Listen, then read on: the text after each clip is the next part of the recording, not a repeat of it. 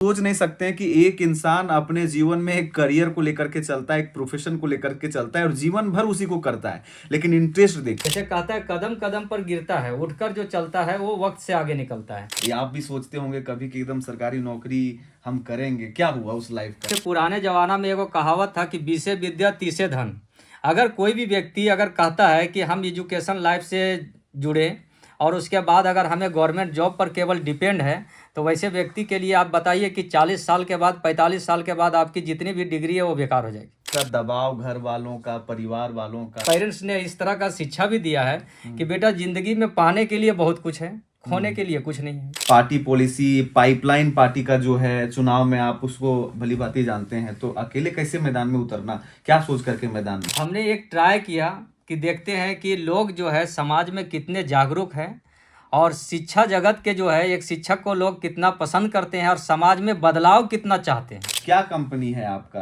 Company में consumer के साथ साथ हर व्यक्ति अब बिजनेसमैन बन सकता है। जिन लोगों को सरकारी नौकरी में ही सिर्फ प्रतिष्ठा नजर आती है, जिन लोगों को सरकारी नौकरी में ऐसा लगता है कि सामाजिक दांव पेंच और सामाजिक सम्मान सिर्फ सरकारी नौकरी में ही छुपा हुआ है, उन लोगों के लिए यह वीडियो है और आंख आज खुलने वाली है। आज मैं आपके समक्ष एक ऐसे प्रेरक कहानी को रखने वाला हूं, एक ऐसे जिंदा दिल कहानी को, जिस कहानी में आपको ये समझ में आएगी कि जो इंटेलिजेंस होता है ना, सफलता का एक बहुत बड़ा सूत्र होता है। इंटेलिजेंस को कोई रोक नहीं पाता है और उसका कोई एक ही कोई निश्चित जगह नहीं है कि हम सरकारी नौकरी करें। हमारे साथ में आज ओंकार के स्टूडियो में, ओंकार झारखंड के स्टूडियो में एक प्रतिष्ठित शिक्षक हैं, बायोलॉजी के सर हैं, जो सिर्फ टीचर ही नहीं बल्कि अपने जीवन के आयाम को कई माध्यमों से सिद्ध करने के लिए लगे हुए हैं और सिद्ध भी कर चुके हैं।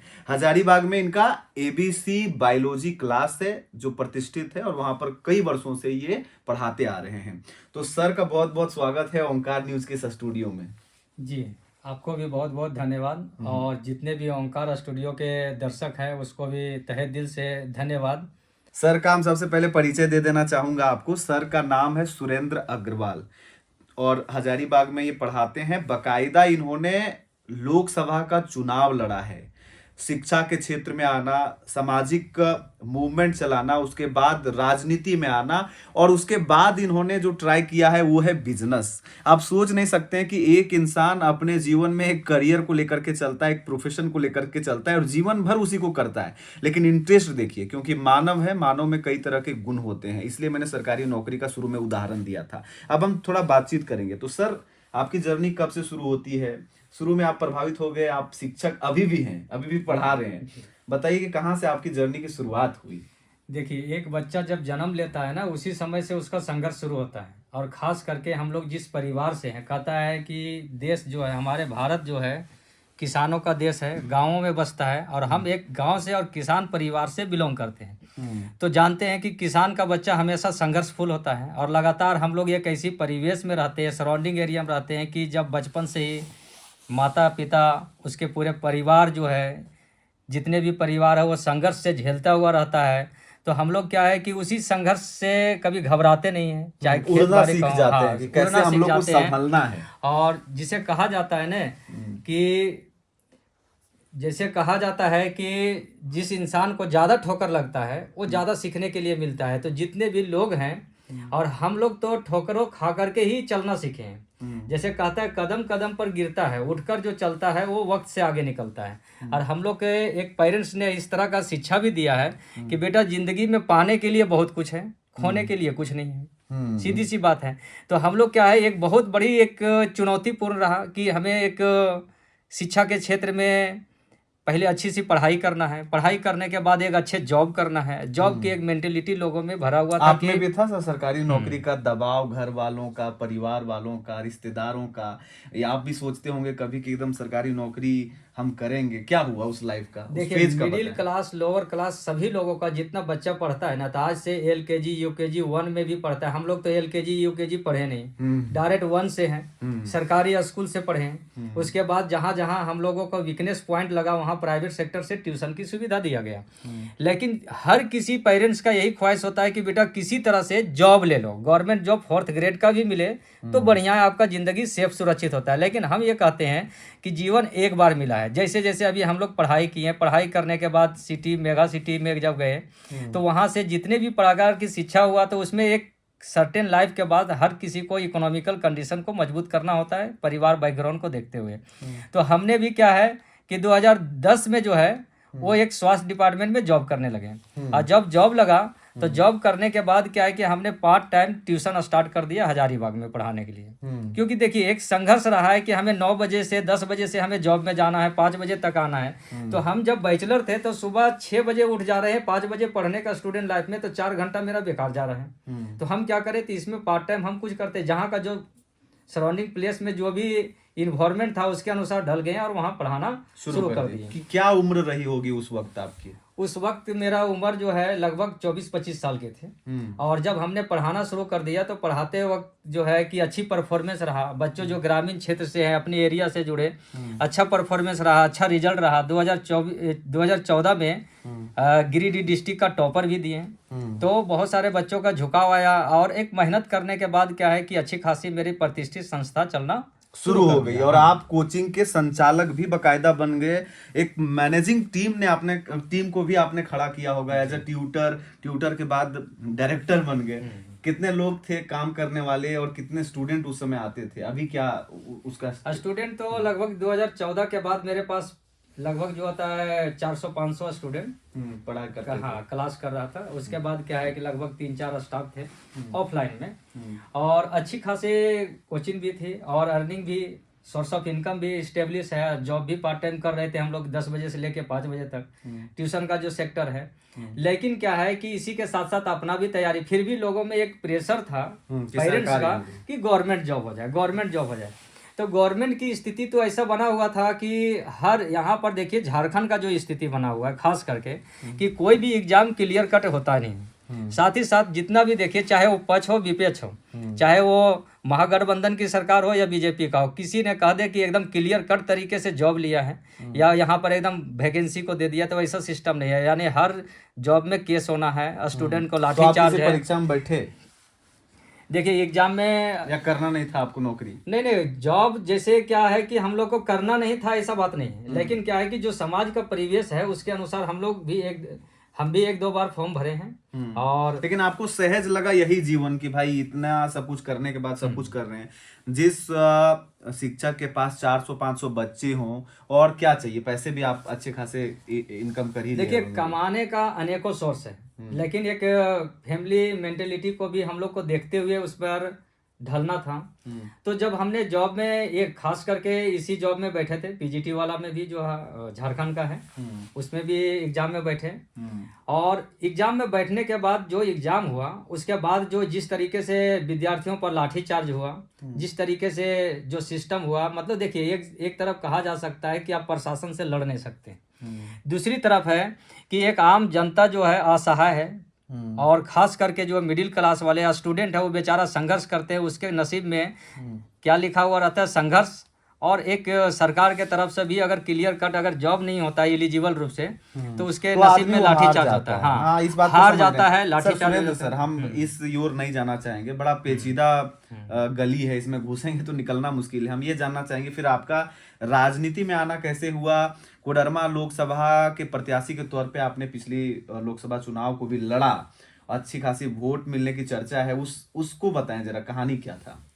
देखिए बात ऐसा है कि 2024 में जब लोकसभा का चुनाव आया तो हमने देखा कि बहुत सारे लोग हैं कि हर जॉब, जब हमने देखा कि हर जॉब में एक एलिजिबल मांगता है, एक 4th ग्रेड का जॉब हो या 1 ग्रेड का जॉब हो। लेकिन क्या है कि एक राजनीतिक एक ऐसा जरिया है जहां पर किसी भी प्रकार की कोई क्वालिफिकेशन की जरूरत नहीं होता है और उस पर कुछ ऐसे लोग बैठे हैं। तो हमने भी बहुत बार अनेकों, प्रत्येक साल हमने शिक्षक दिवस 5 सितंबर को मनाते हैं। तो सर्वपल्ली राधाकृष्णन की जो है स्टोरी से एक इंस्पायरेशन भी सीखने के लिए मिलता है। हर बच्चे को जब हम लोग बताते हैं कि देखिए एक साधारण शिक्षक से जब एक राजनीतिक में राष्ट्रपति तक का सफर मिला है और एक शिक्षित व्यक्ति का संवैधानिक पद पर होना जरूरी है और राजनीतिक में जब आएंगे तभी वो एक इवोल्यूशन ला सकते हैं अपनी समाज के लिए। क्योंकि कुछ ऐसे जगह पर अगर सिस्टम ही गलत हो तो लाख जो है चाह करके भी हमारे गांव समाज या देश नहीं में कर बदलाव सकता। नहीं हो पाता अच्छा, है। फिर आपने निर्दलीय चुनाव लड़ा, पार्टी से कांटेक्ट नहीं किया, क्या लगा आपको कि हम शक लेंगे? पार्टी पॉलिसी, पाइपलाइन पार्टी का जो है चुनाव में आप उसको भली भांति जानते हैं, तो अकेले कैसे मैदान में उतरना, क्या सोच करके मैदान में? देखिए, लोकसभा चुनाव जो हम लड़े हैं इसमें हमें किसी पार्टी से कोई इन्वॉल्व नहीं था। हमने क्या है, ना तो किसी भी पार्टी से संपर्क करने की कोशिश किया। हमने एक ट्राई किया कि देखते हैं कि लोग जो है समाज में कितने जागरूक हैं और शिक्षा जगत के जो है एक शिक्षक को लोग कितना पसंद करते हैं और समाज में बदलाव कितना चाहते हैं। कितना वोट हाँ। आया? जिसमें वोट लगभग जो है 10,000 वोट आया और लोगों का बहुत अपार प्यार भी मिला। और लगभग हमने 1 से 2 प्रचार महीने आपने तक किया, कैसे प्रचार कर रहे किया। थे? जैसे अभी तो हम लोग एक फर्स्ट ट्रायल था कि हम लोग किसी तरह से क्षेत्र में जाना था, लोगों का एक रिव्यू देना था कि रिव्यू में किस तरह के लोग जो है कि विचार क्या दे रहे हैं, राजनीतिक में अपना मतलब किस नज़र से देख रहे हैं लोग कि हमें किस तरह का सरकार में बदलाव चाहिए, समाज में बदलाव चाहिए, किस तरीके से वोट लेना चाहिए। तो बहुत चीज़ ये तो कहेंगे कि पहला जो हमने चुनाव लड़े हैं इसमें बहुत चीज़ सीखने मिला। हम राजनीतिक में ना पक्ष और विपक्ष को ना हराने के लिए खड़े हैं हुए, ना जीतने के लिए। क्योंकि एक तरफ जो बीजेपी है जहाँ पर केंद्र में सरकार बना हुआ है उसका, एक तरफ जो है स्टेट गवर्नमेंट की सरकार है जो महागठबंधन। तो हम लोग तो एक आम जनता के रूप में एक साधारण शिक्षक से होते हुए और लोकसभा की चुनाव लड़ना, क्षेत्र बहुत बड़ा होने के कारण तो एक ट्रायल हम सीखने के ख्याल से चुनाव समझ लड़े। गए, समझ गए। अब उसके बाद भी आपकी जो जर्नी है वो नहीं रुकी, इंटरेस्ट, तीव्र इच्छा, मन में डिजायर कि हमको कुछ करना है, ये हर इंसान के भीतर चलते रहता है, वो सेटिस्फाइड नहीं है। ये एक अलग ही निशान होता है क्रिएटिव पर्सनालिटी का। सर ने उसके बाद सोचा कि अब हम अपनी कंपनी खड़ा करते हैं प्रोडक्शन का। आप इस क्षेत्र में भी, क्या कंपनी है आपका, जरा इस बारे में बताएं। जी हाँ, 2024 में राजनीति खत्म करने के बाद हमने फिर से वापस अपना क्षेत्र में आए और बिजनेस के क्षेत्र में कि लोगों में एक जॉब की जो धारणा था उसे हमने बिल्कुल माइंड से खत्म कर दिया। राजनीति की धारणा है तो लोगों में जागरूकता है, जागरूक करना हमारा एक फर्ज है, समाज में जगाना है, लोगों को रोजगार देना है। और जरूरत पड़ा वैसे राजनीतिक में आने के लिए, समाज सेवा के लिए, तो हमेशा हम तत्पर हैं और आएंगे।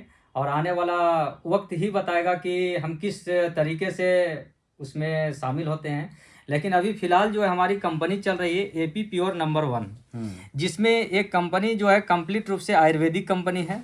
और हमने इस कंपनी के अंदर वहाँ तक हर घर तक लोगों के पास पहुँचने का काम कर रहे हैं कि जो व्यक्ति केवल कंज्यूमर हैं, अनेकों मल्टीनेशनल कंपनी, ब्रांडेड कंपनी को देखते हैं और लोग कहता है कंज्यूमर। जैसे आप एक एग्जांपल लें कि हर घर में कोई ना कोई पेस्ट यूज करता है, हर घर में किसी भी प्रकार का मेडिसिन यूज करता है, तो इसकी एडवर्टाइज कंपनी कहाँ करती है? एक्टर, एक्ट्रेस, क्रिकेटर, फुटबॉलर, ये सब करते हैं। तो हमने कंपनी को एक इतना बढ़िया तरीके से डिजाइन करवाए हैं कि अब जो भी व्यक्ति हैं, आम जनता अंतिम छोर तक, यानी जीरो से हीरो तक कैसे बनेगा, घर घर तक लोगों के पास रोजगार कैसे होगा। इसलिए हर व्यक्ति के पास स्मार्टफोन है, इंस्टाग्राम, फेसबुक या तो व्हाट्सएप के माध्यम से एडवर्टाइज कर सकते हैं कंपनी को। एडवर्टाइज के बदले में उसे हम लोग कुछ % की शेयर के आधार पर उसे बिजनेस की रोजगार के रूप में उसको दे रहे हैं। और कंपनी में कंज्यूमर के साथ साथ हर व्यक्ति अब बिजनेसमैन बन सकता है। ये डिजिटल टाइम का जो है एक नई पॉलिसी के तहत हमने ये बिजनेस कंपनी आपका शुरू हो गई है? जी हाँ, ये कंपनी हमने लॉन्च कर दिया है। और ये कंपनी ऑफिस कहाँ है? 7 दिसंबर 2024 को लॉन्च किए। इसका मेन हेड ऑफिस जो है हजारीबाग में ही है, बाबूगांव चौक में है। और बाकी हर डिस्ट्रिक्ट में इसको जो है हम लोग एक डिस्ट्रिक्ट में ब्रांच देने का काम कर रहे हैं, डिस्ट्रीब्यूटर पॉइंट करने का। और दूसरे स्टेट में है जो स्टेट लेवल पर भी हम लोग एक पेन इंडिया पर हम लोग इसे बहुत काम जल्दी कर रहे हैं। हाँ, सर, वर्क अब कर कुछ रहे हैं। मेरा चुनिंदा सवाल होगा लाइफ से संबंधित, क्योंकि आपने इतना कुछ किया। आप ये बताएंगे लाइफ जहां हमने वीडियो शुरू किया था, सरकारी नौकरी वर्सेस आपका जीवन, क्या लगता है लोगों को क्या मैसेज देना चाहेंगे कि जिनका जीवन इस चीज को सोच करके ही व्याकुल हो उठा है कि भैया नहीं मिलेगा तो हम करेंगे क्या? ऐसे सेटिंग गेटिंग वाले माहौल में जो सरकारी नौकरी नहीं कर पाया उसको एन कैन प्रकारन अपने आप पे कैसे भरोसा करना चाहिए, भरोसा कैसे करना चाहिए? देखिए, हम तो सिर्फ एक ही चीज़ कहेंगे कि जितने भी युवा पढ़े लिखे हैं या जो भी रोजगार का है, देखिए आपके पास जैसे कहा जाता है कि जैसे पुराने ज़माना में एगो कहावत था कि 20 विद्या 30 धन। अगर कोई भी व्यक्ति अगर कहता है कि हम एजुकेशन लाइफ से जुड़े और उसके बाद अगर हमें गवर्नमेंट जॉब पर केवल डिपेंड है, तो वैसे व्यक्ति के लिए आप बताइए कि 40 साल के बाद 45 साल के बाद आपकी जितनी भी डिग्री है वो बेकार हो जाएगी। तो 45 साल के बाद तो आपको जॉब का ऑप्शन नहीं होगा, लेकिन बिजनेस के लिए आपको लाइफ टाइम स्टार्टअप करने के लिए होगा। तो हम यही कहेंगे कि जितने भी लोग हैं वो सभी लोग जो है कि लोगों के पास 3 समस्याएं आते रहता है।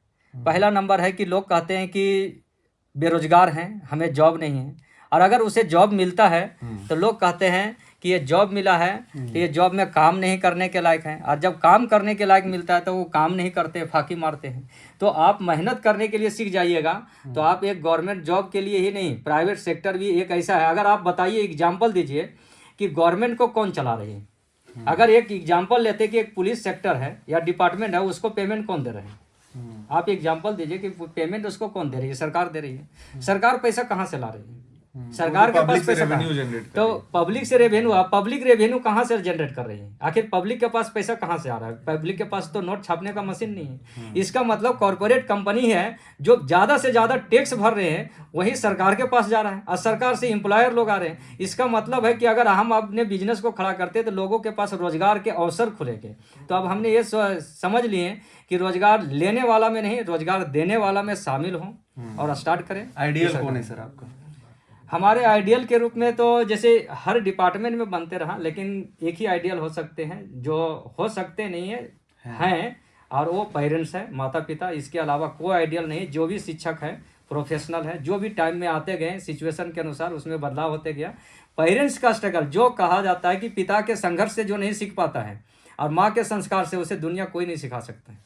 चलिए, बहुत अच्छा लगा बातचीत करके। वीडियो लंबी ना हो जाए, कहानी को यहीं ख़त्म करते हैं, लेकिन कहानी में बहुत कुछ है, क्योंकि जिस तरह से एक इंसान कोशिश करके संघर्ष के उस चरम सीमा को पार करके सफलता के दहलीज को छूता है, ऐसे में कई कहानियां होती हैं। इसलिए मैंने सुरेंद्र सर को यहाँ बातचीत करना उचित समझा और ये फाइंड आउट करने की कोशिश किया कि इंसान के अंदर जो डिजायर है ना, वो अगर डिजायर सकारात्मक दिशा में जाए तो वो बहुत जगह बहुत कुछ कर सकता है, और उसी का ये एग्जाम्पल बन करके आज दिखाएं। चाहे पॉलिटिक्स हो, चाहे अपनी प्राइवेट कंपनी खड़ा हो, कॉर्पोरेट सेक्टर में दांव आजमाना हो, तमाम चीज़ों को करके इनका जीवन तो इनको अच्छा लग रहा है। एक और सवाल सर, खुश हैं आप? जी, जीवन में हमेशा खुश ही रहना चाहिए इंसान को। जैसे देखिए, जीवन एक बार मिला है, we are God gifted certain to life और डेथ। इसलिए जीवन को हर मोड़ पर अपना एक इंटरटेनमेंट है, मनोरंजन है, और उसको आप निभाते जाइए बखूबी। जो है एक संघर्ष करते हुए, संघर्ष में जो मजा है, और साथ ही साथ उसका जिंदगी का हर स्टेज का लुत्फ उठाइए, और ये हमेशा खुश है जीवन का जो है। चलिए, बहुत बहुत धन्यवाद। आप कमेंट कर सकते हैं, अपनी राय जरूर दें। मेरा नाम है रवि भास्कर और आप देख रहे हैं ओंकार झारखंड।